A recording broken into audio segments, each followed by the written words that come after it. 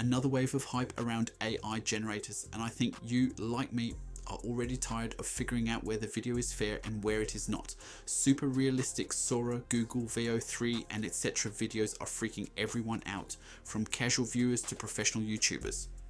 Does this mean AI will replace all video content now? Technically, it could.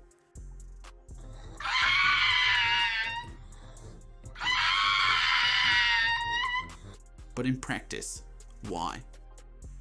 No, seriously, why do people still go to the theatre? It might seem old-fashioned, but still, why? It's simple: for actors playing emotions, for the feeling of presence, for the mastery of emotional performance. No! No! No! Why? It's the same with YouTube creators. Of course, it's a bit of an exaggeration to say that today's most popular content is deeply creative and educational. But still, you watch people you like, those you agree with, those who surprise you or just make you laugh. All of those reasons could, in theory, be replaced by AI generated videos. But would you enjoy them? I don't think so, but I could be wrong. I mentioned MrBeast as an example because his content is built around unusual challenges with a "wow, that's insane" effect. You're probably not watching those videos for genuine emotions or authentic acting.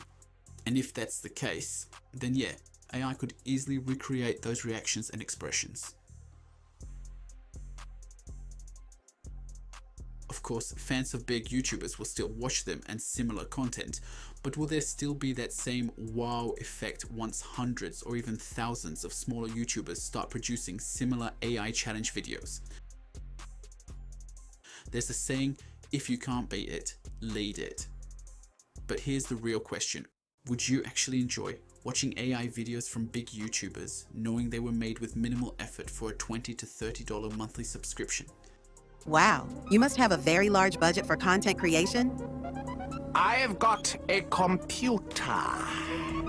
Something tells me that, ironically, low quality but genuine videos like this will always stay popular because you can feel the creator's effort. How do you explain this 4-year gap in your resume? That was when I went to Yale. Impressive. Well, I think you're hired. Thank you. I really need the job. Another real life example. In theory, AI video generation technology should partially reduce the need for marketing and advertising staff who create video ads. Makes sense, right? But a friend of mine works at a marketing agency. Their clients now include specific instructions in project briefs. Remember, no AI-generated videos or images in the project. Why?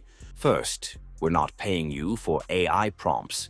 Second, AI-generated visuals are easy to spot, and that gives off a careless, disrespectful attitude toward both the ad and the client.